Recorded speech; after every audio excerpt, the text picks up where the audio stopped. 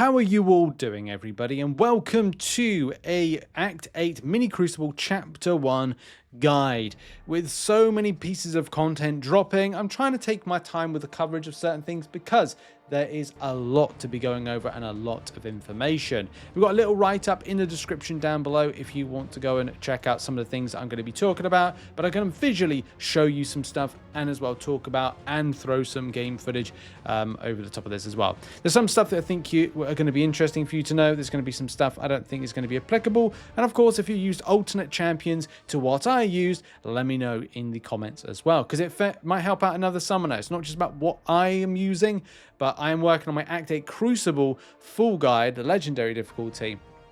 However, I am trying to put at least 10 options, or 8 to 10 options per champion. So, but I know a lot of people have already rushed ahead and done it. So, hey, it is what it is. But for those that are patient, hey, you're going to be rewarded with some top class information.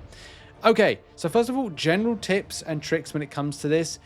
Look, Invisible, this is the first quest you do.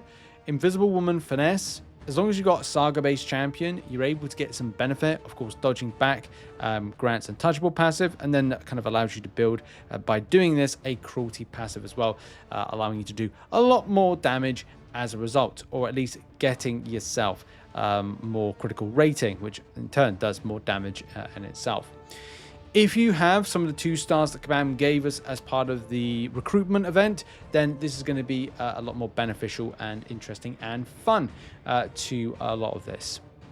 So the full list of champions can be found in the description down below if you want to go and check that out. To start off with some of these champions, they don't really have a huge amount of difference to any kind of like standard champions you face off against in Act 8. There's some slight changes that do align with the Act 8, but not so much. So against Hood, I used Guillotine 2099, and I didn't think that was any issue. And this is the big thing I'm going to say. You don't feel like you have to use specific champions. There are some benefits to using specific champions. Like, here's a good example. I used Magneto against Red Skull. Yeah, but Rich, he's poison vulnerability, so wouldn't you just be better off using a poison champion? Well, yeah. And that's the biggest takeaway from this is you could literally use class advantage based champions, like cosmic based champions that do poison damage, and you might have a good time. As long as you don't hit the block of Red Skull, you're going to be absolutely happy as Larry. Against Strife, because he has Incinerate vulnerability, and yeah, okay, so this champion has Root. Do you want a miss base counter to bypass some of the stuff that Strife has? Well, yeah, yes or no.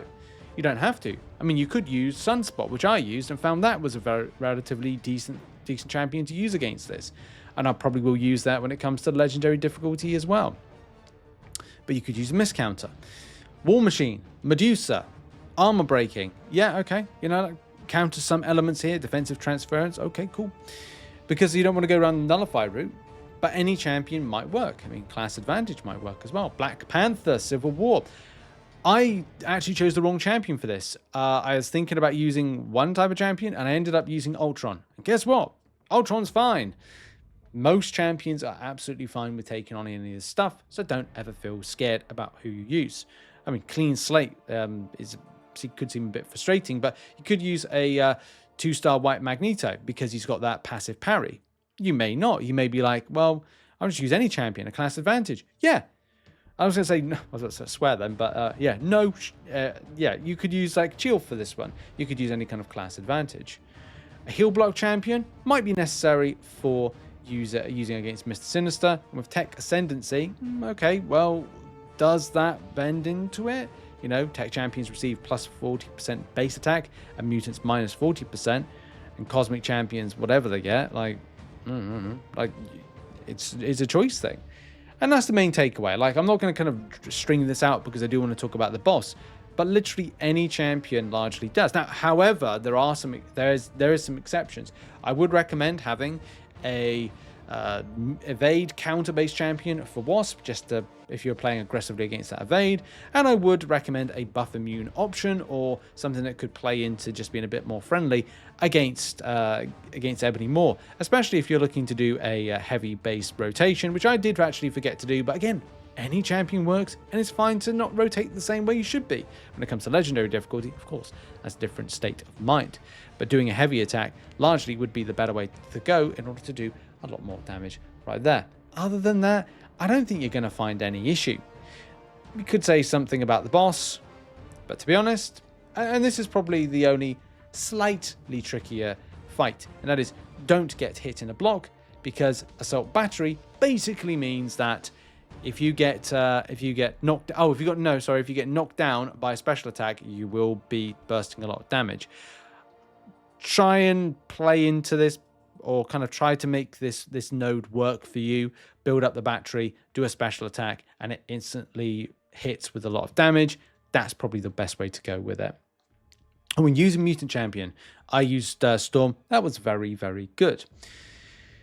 There is, of course, the boss. And let's move on to, or finish off with a few little tidbits about how to take on Scytalis. So one of the great things is that you can literally set up a team of 5. So if you make a mistake with one champion, like, you will be able to do this like fine and dandy. I made a few mistakes when I played off against this, and that's the thing. If you've been years since you last faced off against some of these bosses, I actually recommend to do these first before going into the Act 8 Crucible. It at least allows people to train a little bit on taking on the fights. So my particular team was not a 7-star Hulk, by the way, was very much mutant orientated. There's certain things around the abilities of Scytalis which really play into if you've got a prowess-based champion. I know a lot of people opt for Apocalypse, but I wanted to go outside the box and go Bishop. Otherwise, I would have gone Storm. What's, in any kind of just better option. So the team was full of mutants, not just 2 there, but there was, of course, Professor X put into that, and other champions of mutant variety in order to amplify damage. So for Scytalis, especially as a 3-star, again, nothing to really worry about. I've kind of put something in the description which is just the briefest of overview of how to play the champion, okay? So, to simplify the champion, who you face off against, you will need to do push to special attacks, then Scytalis will throw a trap, and that trap will be on the floor. What you'll need to do is range it with SP2s and SP1s of yourself to throw her or smack her into the trap. Once she's trapped, she will go into being stunned, wounded, whatever it is, and you'll be able to blast through, smacking her multiple times. There will be a limit to that, and then she'll go into another phase once she's further down the line. I didn't really find any kind of frustration or weirdness with it. I think I found some issues with the AI, but I think a lot of the fights are bugged. Like, they're not great when it comes to AI. I'm not looking forward to Behemoth, but it is what it is. When you throw special attacks, like, it will be like SP1 throws a trap, okay? Then the prompter will be like, okay, what's SP2? Push her to an SP2, go into a block. When she just tries to heavy attack you, hit out from the block, and then you're able to build to an SP2. You need her to throw that SP2. If it says 2, she needs to throw an SP2. If it says 1, she needs to throw an SP1 to lay down the trap.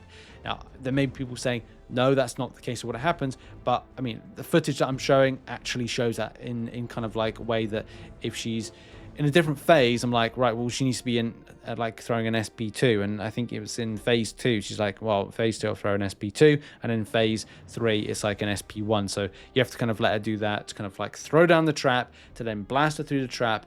And then when it gets to the very end on the phase 4, which we kind of, I think, skipped, or it's not noted that we are in phase 4, so you have to rely on stuff on the health pool, that the more prowess you get does mean that you're able to do damage and kind of take her past. Knocking Scytalis into her own traps grants attacker prowess passive. We've already got the prowess passive, but also cracks form around Scytalis's corrupted armor, allowing each hit of a special attack to reduce 10% damage reduction while a prowess is active. Each special attack hit consumes a prowess effect. So that's kind of like showcasing you can bypass that section by kind of like throwing, by having prowess, you can do the thing. But I'm not quite sure if this is bugged. Not 100% sure. Anyway, that's really it. There's nothing more to explain. It should be very easy for those taking it on. as we said, just to reiterate, to defeat Scytalis, you'll need to push her to specials to throw traps, which will be marked by either 1 or 2, denoted by the numbers. Once the traps are down, you'll need to perform a heavy attack or special attacks to push Scytalis into the trap. And once the trap is locked, you'll be able to stun Scytalis, and then you'll be able to do damage. And mutants seem to be the better options. But that's been it for the video. Thank you very much for supporting, as you usually do. More videos to come. Very busy weekend. We got some really decent top tips coming out for you and stuff to investigate. Thanks for watching. See you soon. Bye-bye.